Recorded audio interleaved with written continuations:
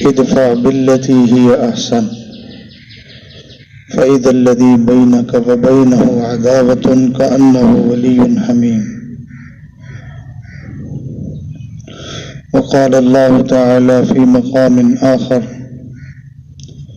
ولا تصعر خدك للناس ولا تمش في الأرض مرحا إنك لن تخرق الأرض ولن تبلغ الجبال طولا.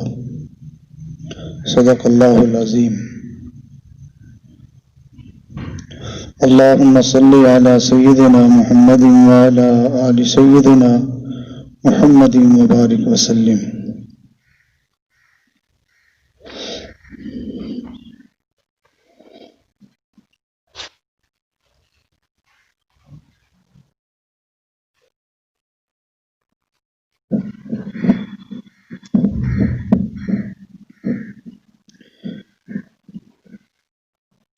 اللہ رب العزت نے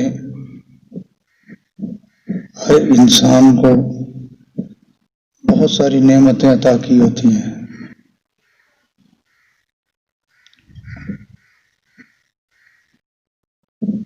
مگر جس انسان کو اللہ تعالیٰ اچھی صفات اور اچھی عادات، اچھے اخلاق عطا فرما دے، یہ اللہ رب العزت کا وہ انعام ہے جو اللہ تعالیٰ اپنے انبیاء علیہ السلام کو عطا فرماتے ہیں اور ان کے صدقے میں ان کے ماننے والوں کو عطا فرماتے ہیں.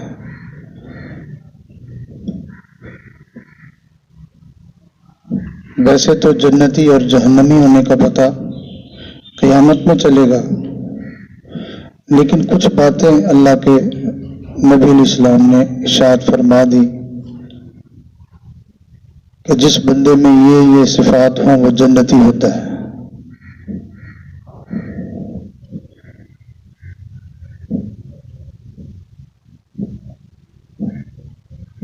اچھے اخلاق یہ انسان کی شخصیت کا پتہ بتاتے ہیں.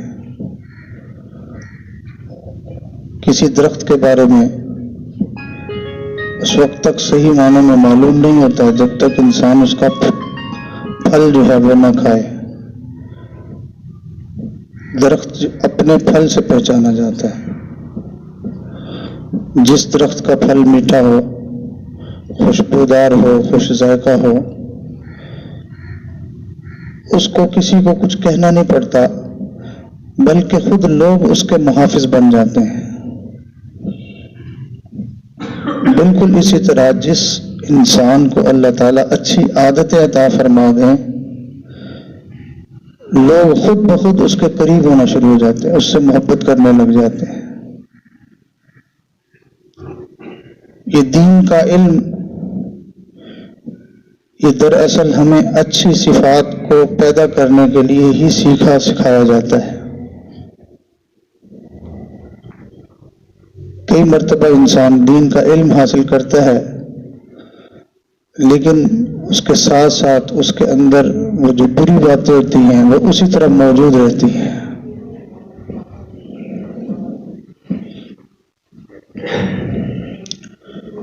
جس انسان میں بری باتیں پائی جائیں، بری عادات پائی جائیں، وہ صرف یہ نہیں کہ انسانوں کو اچھا نہیں لگتا، وہ انسان فرشتوں کو بھی اچھا نہیں لگتا، اور بلکہ حقیقت یہ ہے کہ وہ انسان اللہ تعالیٰ کو بھی اچھا نہیں لگتا.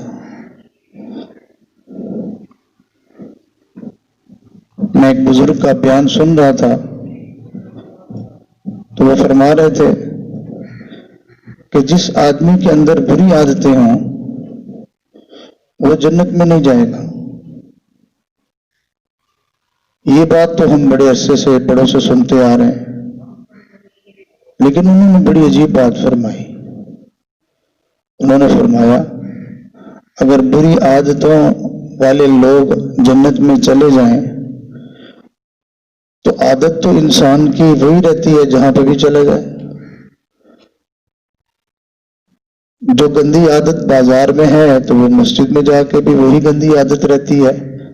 ایسا تو نہیں ہے کہ مسجد میں جا کے عادت بدل جاتی ہے، عادت تو وہی رہتی ہے. تو انہوں نے فرمایا کہ اگر گندی عادات والے لوگ جنت میں چلے جائیں تو وہ تو جنت ہی نہیں رہے گی، اس لیے کہ مثال کے طور پر ایک آدمی کو گالیاں دینے کی عادت ہے، ایک آدمی کو لڑائی جھگڑا کرنے کی عادت ہے، ایک آدمی کو دوسرے کے اوپر الزام لگانے کی عادت ہے، دوسروں کا دل دکھانے کی عادت ہے۔ آپ نے دیکھا ہوگا ایک ایسا طالب علم کلاس میں آ جائے تو وہ سب کو پریشان کر دیتا ہے، اگر گھر میں کوئی ایسا بگڑا ہوا بندہ ایک ہو جائے تو سارے گھر کا جینا حرام کر دیتا ہے۔ تو وہ بزرگ فرمانے لگے کہ اگر ان گندی عادتوں کے ساتھ اس کو جنت میں بھیج دیا جائے تو وہ تو سب جنتیوں کو پریشان کر دے گا، تو وہ جنت تو نہ رہی۔ تو لہٰذا ایسے گندے انسان کو، جس کو لڑنے کی عادت ہوگی، جس کو گالیاں دینے کی عادت ہوگی، جس کو دوسروں پر الزام لگانے کی عادت ہوگی، جس کو جو ہے وہ دوسروں کا دل دکھانے کی عادت ہوگی، تکلیف پہنچانے کی عادت ہوگی، چوری کرنے کی عادت ہوگی، تو فرمایا وہ جنت میں نہیں جائے گا۔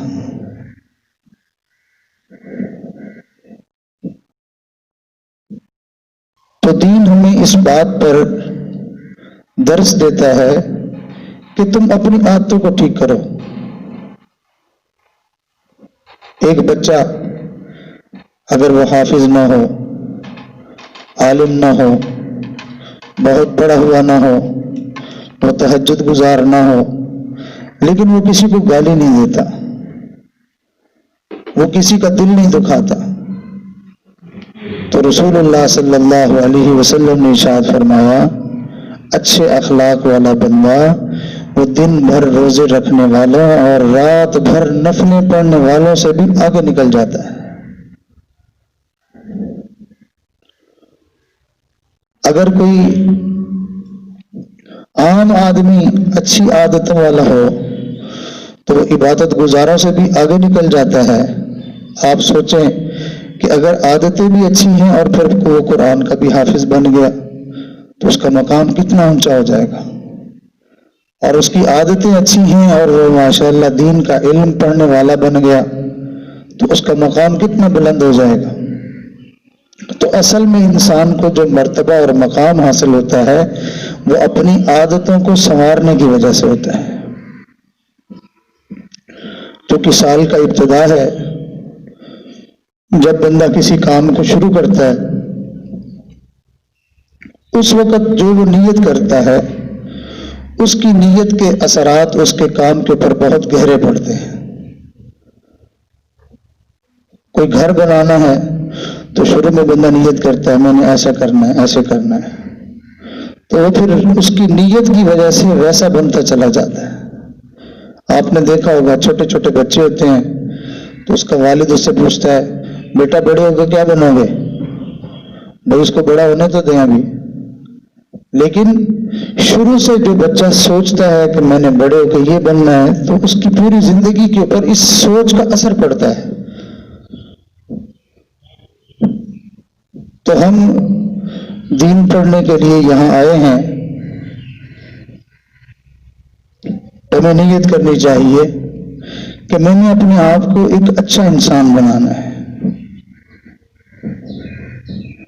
ابھی بھی راستے میں آتے ہوئے میں ایک حدیث مبارکہ پڑھ رہا تھا تو جس میں نبی علیہ السلام نے یہ ارشاد فرمایا، جس کا مفہوم یہ ہے کہ مومن گالم گلوچ کرنے والا نہیں ہوتا، مومن زبان سے گندی باتیں کرنے والا، فحش گوئی، بکواس جس کو ہم کہتے ہیں وہ کرنے والا نہیں ہوتا۔ مومن کی زبان گندی نہیں ہوتی ہے۔ آپ نے دیکھا ہوگا ذرا سی کوئی بات ہوئی تو بعض بچوں کو عادت ہوتی ہے گالی دینا شروع کر دیتے ہیں۔ تو اللہ کے پاک پیغمبر صلی اللہ علیہ وسلم بتا رہے ہیں کہ مومن ایسا نہیں ہوتا کہ وہ زبان کے ساتھ گند بکتا پھرے۔ مومن کی زبان پاکیزہ ہوتی ہے اور اس نے اس زبان کے ساتھ اللہ کا ذکر کرنا ہوتا ہے، اور اس زبان کے ساتھ اس نے اللہ کا پاک کلام پڑھنا ہوتا ہے، اس زبان کے ساتھ اس نے نبی علیہ السلام کے اوپر دروشی پڑھنا ہوتا ہے، وہ اس زبان کو گندا نہیں کرتا ہے۔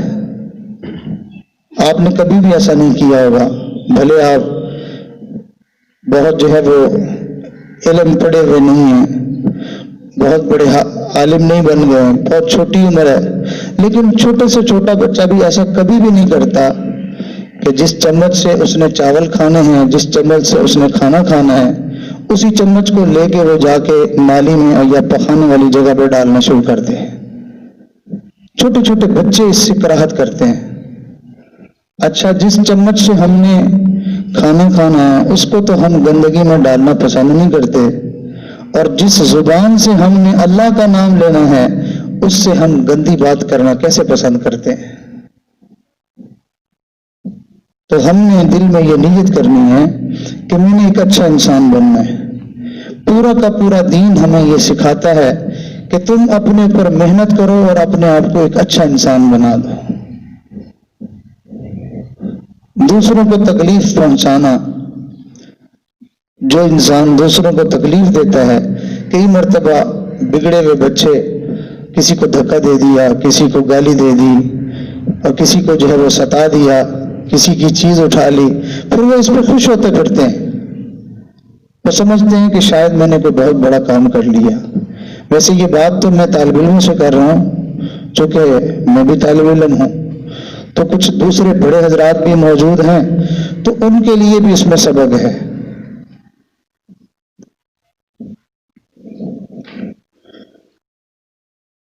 وہ خوش ہوتے ہیں، دوسروں کو تکلیف پہنچا کے خوش ہوتے ہیں۔ ایسے لوگوں کے بارے میں اللہ تعالیٰ نے فرمایا اولئک کالانعام بل ہم اضل، یہ جانور ہیں اور جانوروں سے بھی بدتر ہیں، یہ بگڑے ہوئے گندے انسان ہیں۔ اچھا بھی بندہ یہ آیت پڑھتا ہے نا تو حیران ہو جاتا ہے کہ چلو بھائی ایک آدمی بگڑا ہوا ہے، پھر بھی ہے تو وہ انسان نا، وہ گدھے سے تو بہتر ہے، وہ کتے سے تو بہتر ہے۔ لیکن اللہ تعالیٰ خود فرما رہے ہیں کہ یہ جانور ہیں، اور صرف یہی نہیں کہا کہ جانور ہیں بلکہ فرمایا جانوروں سے بھی بدتر ہیں۔ تو اللہ تعالیٰ علماء کو جزائے خیر دے، ہمارے بزرگوں کو جزائے خیر دے، انہوں نے یہ مسئلہ میں سمجھا دیا۔ انہوں نے فرمایا اصل میں بات یہ ہے کہ جانوروں کی 3 قسمیں ہوتی ہیں، جانوروں کی 3 قسمیں ہوتی ہیں۔ ایک ہوتا ہے شریف جانور، توجہ سے سننے کی بات ہے، اور میں تو بڑے آرام سے بیان کروں گا، اس لیے مجھے کون سی گرمی لگ رہی ہے، مجھے تو پنکھا کر رہے ہیں، مسئلہ تو آپ کا ہے۔ تو میرا تو دل نہیں چاہ رہا تھا کہ میں بیان کروں، لیکن مجھے کہہ دیا گیا کہ بیان کریں، تو اب آپ کو گرمی لگ رہی ہے تو دعا نہ کر لیں، اچھا ہوگا۔ اللہ تعالیٰ جو کچھ کہنا چاہتے ہیں اس پر ثواب عطا فرما دیں گے انشاءاللہ، رحمت فرما دیں گے۔ کیوں مولانا وہ لمبا ہو جائے گا؟ تو میں نے شروع تو کر لیا تھا، لیکن میرے دل میں آیا کہ بھی بات تو لمبی ہو جائے گی، تو گرمی لگے گی سب کو۔ چلیں میں مختصر سے تھوڑا سا کر دیتا ہوں تاکہ بالکل بھی سرے راہ چھوڑنا اچھا نہیں ہے۔ تو جانوروں کی 3 قسمیں ہیں۔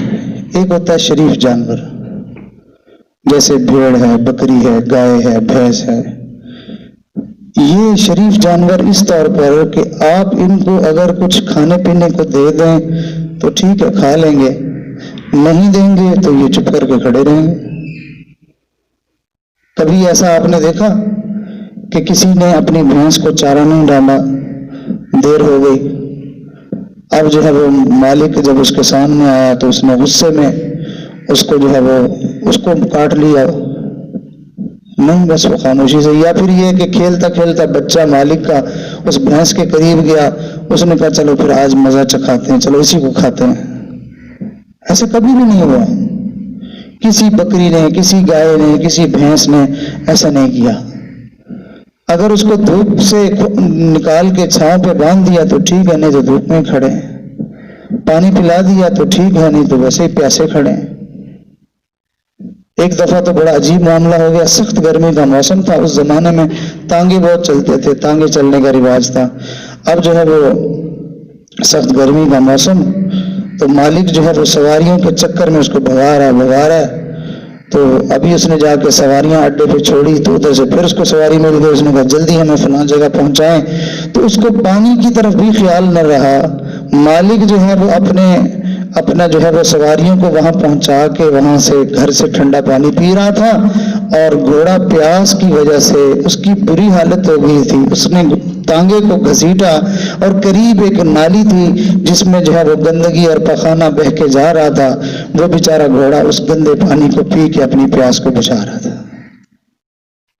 اس نے یہ بھی نہیں کہا کہ جناب میرا کیا قصور ہے, تمہیں 4 ٹکے نظر آ گئے ہیں تو تم نے مجھے پانی بھی نہیں پوچھا, اور میں بھاگ کے یہاں تمہاری سواریاں پہنچا دی, تمہیں پیسے مل گئے, تم تو بڑے مزے سے ٹھنڈا پانی پی رہے ہو اور مجھے پھر بھی چلو پانی تو پلا دیتے, مجھے پھر بھی پانی نہیں پوچھ رہے ہو. مشرف جانور اللہ نے بنائے ہیں, طاقت تو بہت ہے لیکن کسی کو کچھ کہتے نہیں ہیں. دوسری قسم ہوتی ہے جانوروں کی جو کہ پھاڑ کھانے والے. ان کا عام طور پر مزاج یہ ہوتا ہے کہ شیر کے بارے میں مشہور ہے کہ اگر اس کا پیٹ بھرا ہوا ہے تو وہ چاہے اس کے اوپر چوہا چڑھ کر ناچتا رہے, اس کو کوئی پرواہ نہیں ہے, لیکن جب اس کو بھوک لگے گی تو پھر وہ کسی کے اوپر حملہ کرے گا, کاٹ کھائے گا اس کو. یعنی اپنی بھوک کی وجہ سے دوسروں کو نقصان پہنچاتے ہیں. اچھا پھر یہ بات زیادہ لمبا نہیں کرنا چاہتا اس لیے میں تھوڑا سا اشارہ کر.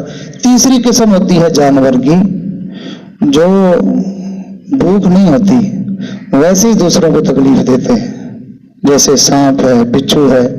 اب سانپ جو ہے وہ کسی کو ڈستا ہے تو اس کا پیٹ تھوڑی بھر جاتا ہے, یا بچھو جو ہے وہ اس کی تو عادت ہوتی ہے, بچھو جس چیز کے ساتھ لگے گا اس کو ڈنگ مارے گا. تو اولئک کالانعام بل ھم اضل, جانور ہیں, جانوروں سے بھی بدتر ہیں. تو یہ تو بلا وجہ ڈنگ مار رہے ہیں, تو پھر انسان کو جانوروں سے بدتر کیوں کہہ دیا گیا؟ علماء نے لکھا کہ جانور نقصان تو بلا وجہ ضرور پہنچا دیتا ہے, لیکن کبھی آپ نے ایسا نہیں دیکھا ہوگا کہ سانپ نے, بچھو نے کسی کو ڈنگ مارا ہو اور اس کے بعد پھر وہ جشن منا رہا ہو, خوشیاں منا رہا ہو کہ اچھا ہوا میں نے ایسا کیا. انسان دوسروں کو تکلیف بھی دیتا ہے اور اس پر جو ہے پھر وہ خوشیاں بھی مناتا ہے, میں نے ایسا کیا, لگ پتہ جائے گا, بڑا فخر کر رہا ہوتا ہے, خوش ہو رہا ہوتا ہے. تو آج بھی دیکھیں کسی جانور نے کسی انسان کو اتنا نقصان نہیں پہنچایا جتنا انسانوں نے انسانوں کو نقصان پہنچایا ہے. ایک وقت تھا کہ لوگ رستے میں کسی انسان کو دیکھ لیتے تھے, خوش ہو جاتے تھے, چلو یار کوئی بندہ مل گیا ہے, اب مجھے کوئی پریشانی نہیں ہے, سفر میرا خیریت سے گزر جائے گا. اور اب وہ وقت آ گیا ہے کہ راستے میں کوئی جانور نظر آئے تو انسان نہیں ڈرتا, کوئی انسان نظر آئے تو انسان پریشان ہو جاتا ہے, پتہ نہیں یار میرے ساتھ اب کیا ہوگا. اور اس سے بھی بڑھ کر جن کو قوم کا محافظ اور رکھوالا بنایا گیا ہے, اگر وہ راستے میں نظر آئیں تو انسان کا جسم ویسے کانپنے لگ جاتا ہے کہ یہ اب خیر نہیں ہوگی.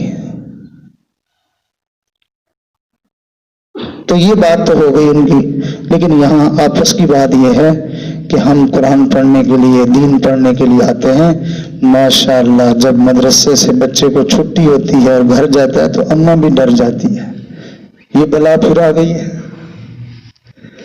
شکر کو شکر کر کے اس کو جو ہے وہ دفع کیا تھا, 4 دن میرے سکون کے گزرے تھے, یہ اب پھر آگے پھر میرا سر کھائے گا یہ. تو یعنی جس کی ماں بھی اس سے ڈرتی ہے تو اس کا مطلب ہے کہ اس کے بگڑے ہونے کی انتہا ہے.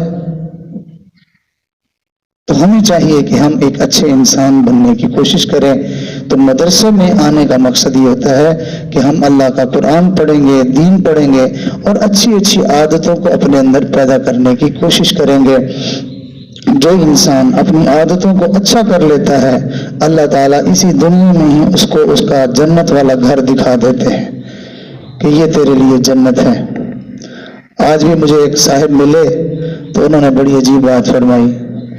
تو دیکھو جو جنتی لوگ ہوتے ہیں ان کو ایسی ایسی بشارتیں اور خوشخبریاں ملتی ہیں. کہا کہ مجھے جو ہے وہ بڑی تکلیف تھی تو میں اس پہ صبر کرتا رہا, تو اللہ کی شان کہ میں رات کو سویا تو خواب میں مجھے صدیق اکبر رضی اللہ تعالیٰ عنہ کی زیارت ہوئی.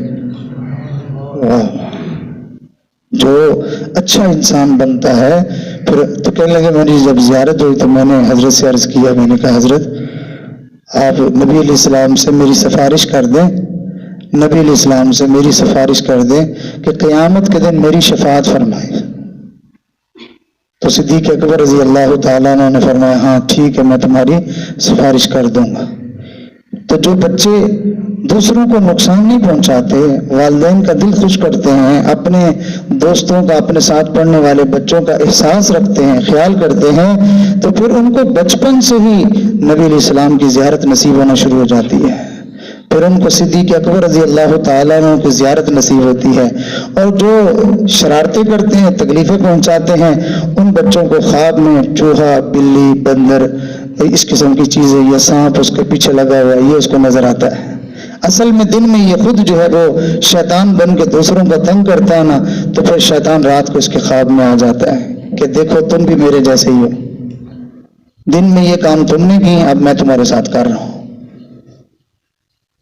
تو اس لیے سارے بچوں کے لیے یہ اس فقیر کا ایک ہی پیغام ہے کہ یہ زمانہ ہے آپ لوگوں کا، کہ اس زمانے میں اگر آپ یہ نیت کر لیں گے، ارادہ کر لیں گے کہ میں نے ایک اچھا انسان بننا ہے، تو دیکھو اللہ تعالیٰ آپ کی نیت اور ارادے کی وجہ سے آپ کو ایک اچھا انسان بنائے گا۔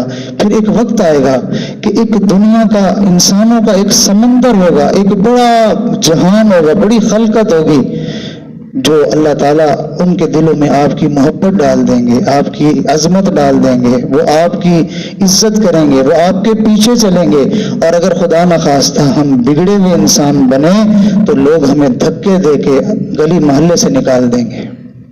تو اللہ تعالیٰ سے دعا ہے کہ ہم سب کو اللہ تعالیٰ اچھا انسان بننے کا شوق عطا فرمائے، اللہ تعالیٰ ہماری بری عادتوں کو اچھی عادتوں میں تبدیل فرما دے، اللہ رب العزت ہمارے لیے نیک بننا آسان فرما دے۔ وآخر دعوانا ان الحمد للہ رب العالمین۔ سارے بچے دعا مانگیں، ایسے لوگ جو ہے وہ مختلف چیزوں کی دعائیں مانگتے رہتے ہیں، مانگنی چاہیے، ہر چیز مانگنی چاہیے اللہ سے، لیکن دعاؤں میں سے ایک بہترین دعا یہ ہے کہ انسان اللہ تعالیٰ سے دعا کرے، اللہ مجھے ایسا بنا کہ میں تجھے پسند آ جاؤں، اللہ مجھے ایسا بنا کہ میں تیرے نبی کو پسند آ جاؤں، تیرے نبی مجھے دیکھیں تو وہ دیکھ کے مجھے خوش ہو جائیں۔ اللہ تعالیٰ سے ایسی دعائیں مانگنی چاہیے۔ سبحان ربی العلی العلی الوہاب، اللہم صلی علی سیدنا محمد وعلی آل سیدنا محمد وبارک وسلم۔ اللہ ہم تیرے عاجز مسکین بندے، ہمارے گناہوں کو معاف فرما، خطاؤں سے درگزر فرما، عیبوں پر پردہ پوشی فرما، زندگی کی پچھلی تمام خطائیں لغزشیں معاف فرما۔ اے اللہ یہ بچے ساری دنیا کو چھوڑ چھاڑ کر تیرے دین کو سیکھنے کے لیے مسجد اور مدرسے کا رخ کیا ہے انہوں نے، اللہ یہ بگڑنے کا اگر ارادہ رکھتے تو یہ دین کی طرف نہ آتے، برا بننے کا ارادہ رکھتے تو یہ مسجد اور مدرسے کی طرف نہ آتے، اللہ یہ پھر کسی اور طرف جاتے، اسکول اور کالج اور دوسری جگہوں کی طرف، بازاروں کی طرف جاتے۔ اللہ ان کے اس انتخاب نے یہ بتا دیا ہے کہ یہ ان اچھے انسان بننے کے لیے آئے ہیں۔ اللہ ان آنے والے تمام بچوں کو قبول فرما لیجئے، اللہ قبول فرما لیجئے، اللہ سب کو اللہ جنتی صفات عطا فرما دیجئے، جنتیوں والے اوصاف نصیب فرما دیجئے۔ اساتذہ کرام اور مدرسے کے ذمہ داران اور اس ادارے کے ساتھ محبت کرنے والے یا اس وقت مجلس میں جتنے بھی حضرات موجود ہیں، اللہ ہم سب کو اپنا تعلق نصیب فرما، اپنی محبت نصیب فرما، اللہ ہمارے لیے دین پہ چلنا آسان فرما۔ اللہ اب تو وہ وقت آ گیا ہے، اللہ قرآن پڑھنا بھی مشکل ہو گیا ہے، اللہ قرآن پڑھنے کے لیے، پڑھانے کے لیے بھی اللہ بیٹھنا جو ہے وہ مشکل ہو گیا ہے۔ کریم آقا تیرے حبیب علیہ السلام نے ارشاد فرمایا قیامت کے قریب میں ایک ایسا وقت آئے گا کہ ہاتھ میں انگارہ لینا، آگ کا انگارہ ہاتھ میں لینا آسان ہوگا مگر دین پر عمل کرنا مشکل ہو جائے گا۔ میرے مولا مہربانی فرما، ہمارے اوپر آسانیاں فرما دے، یقیناً ہماری غلطیوں کی، ہماری خطاؤں کی یہ سزا ہے۔ اللہ ہم نے قرآن مجید سے منہ پھیرا اور بے پرواہی کی، جس کے نتیجے میں اب ہمارے لیے رکاوٹیں کھڑی ہو گئی ہیں۔ میرے مولا ہمیں معاف فرما دیجئے، ہمارے مدرسوں کی رونقیں بحال فرما دیجئے، اے اللہ مسجدوں کی رونقیں بحال فرما دیجئے، ان تمام بچوں کا آنا قبول فرما لیجئے، اہل مدارس کے لیے آسانیاں پیدا فرما دیجئے۔ اے اللہ ماں باپ نے اس سوچ سے بچوں کو بھیجا تھا کہ یہ بچے قرآن پڑھیں گے، دین پڑھیں گے، اچھے انسان بنیں گے، ہمارے دل کی خوشی کا ذریعہ بنیں گے، آنکھوں کی ٹھنڈک کا ذریعہ بنیں گے۔ ماں باپ نے اس امید سے بھیجا، اللہ ماں باپ کی امیدوں سے بڑھ کر ان کو اچھا بنا دے، ماں باپ کی سوچ اور توقع سے بھی زیادہ ان کو اچھا بنا دے۔ اساتذہ کرام کی تمام تر محنتوں کوششوں کو اپنی بارگاہ میں قبول فرما۔ حضرت مولانا عبدالعزیز صاحب، اللہ ان کی زندگی میں، علم و عمل میں، نیکی تقوی میں بڑی برکتیں نصیب فرما، ہر طرف سے ان کی حفاظت فرما، اللہ اپنی پشت پناہی نصیب فرما، قدم قدم پر اپنی مدد اور نصرت فرما۔ اے اللہ ہماری ان دعاؤں کو اپنی رحمت سے قبول فرما۔ اللہ گرمی میں تکلیف میں بھی یہ سارے حضرات بیٹھے رہے تیرے دین کی بات سننے کے لیے، اللہ اس بیٹھنے کو اپنی بارگاہ میں قبول فرما اور پوری زندگی کے اندر آسانیاں اور راحتیں پیدا فرمانے کا اس کو سبب اور ذریعہ بنا۔ وصلی اللہ تعالی علی خیر خلقہ محمد وعلی آلہ واصحابہ اجمعین، آمین برحمتک یا ارحم الراحمین۔